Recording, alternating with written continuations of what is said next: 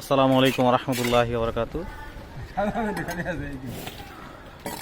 আমরা আলহামদুলিল্লাহ মাচাং দেওয়া শেষ। এখন আমরা বাইট প্লাস্টার শুরু করতেছি। এর আগে একটু সিমেন্ট পানি দিয়ে মিক্সচার করে আমরা একটু গ্যাটিন দিয়ে দিতেছি। এতে দোরসা বালু সোপাইলে একটু শক্ত করে সোপাইলে বালুটা পড়ে না এবং কোনো ভুরা লাগানো লাগে না। অনেক ইঞ্জিনিয়ারে ভুরা লাগানো পছন্দ করে না, তো সেই ক্ষেত্রে এখন এই আমাদের কাজটা এখন